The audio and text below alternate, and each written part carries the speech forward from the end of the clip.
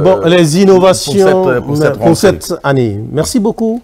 Vous savez, nous avons été beaucoup attaqués en disant que tout l'effort, c'est sur les examens nationaux. On allait en venir en oui, c'est sur le... D'accord, non, c'est les innovations. Vous savez, la problématique de l'école guinéenne, c'est quoi? C'était les passages automatiques. Cet élève qui est là, qui n'a pas la moyenne, il prend ses clics et claques et quitte dans cette école, il va dans une autre école. Ces choses-là existaient. J'ai géré une école, j'ai géré un institut, je sais comment ça se passe. Cette année, nous avons résolu ce problème.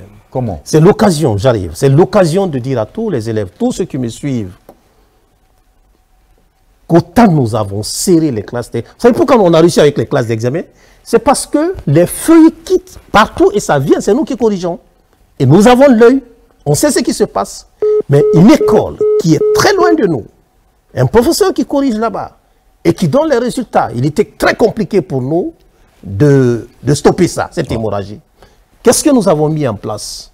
Le CIGI, le système intégré de gestion de l'école guinéenne. CIGI, le système ça fonctionne, intégré. vous l'avez lancé? Oui, nous l'avons lancé, il y a eu le lancement, nous l'avons lancé. Opérationnel. Il est opérationnel. Il fonctionne. Il fonctionne et les hommes sont sur le terrain pour son opérationnalisation.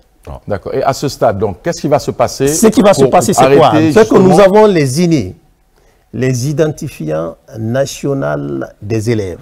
Chaque élève a un identifiant. Un élève, un identifiant, 1000 élèves, 1000 identifiants. C'est un numéro 2 999 élèves, comme c'est le cas aujourd'hui. 2 999 identifiants. C'est un identifiant. C'est la codification, ça c'est un peu les nombres premiers, hein, mon domaine. Hein. Donc c'est les codes. On crée les codes et chaque élève a un identifiant unique. Ça veut dire quoi? Que ton résultat, dès qu'on le met dans le système, il te suit partout. Tu échoues, tu n'as aucune possibilité de quitter d'une école A pour te faire inscrire dans une école B si tu n'as pas la moyenne. Ça, c'est une innovation rentrée 2023. Qui va entrer en vigueur cette année. Donc, ça existe. On avait des problèmes. Pourquoi ça échouait dans les classes d'examen? Pourquoi? Parce que si n'importe qui peut se retrouver en classe d'examen avec quelqu'un qui doit passer avec 10 de moyenne, même s'il a 5 ou 6 ou 8 de moyenne, il est en classe d'examen, que voulez-vous? Autre innovation? C'est la majeure innovation, c'est l'innovation majeure cette année. Naturellement, les autres, c'est la formation continue. Et les caméras dans les ça, c'est une autre chose. Nous allons en parler si vous voulez. Je peux continuer là-dessus. D'accord. D'accord. On va vous laisser souffler un peu. Merci, on va permettre à nos téléspectateurs également de souffler. On imagine bien qu'ils étaient bien passionnés par les explications, le cours magistral de professeur Awing qui nous a parlé des chiffres. Vous avez dit les nombres premiers, c'est ça?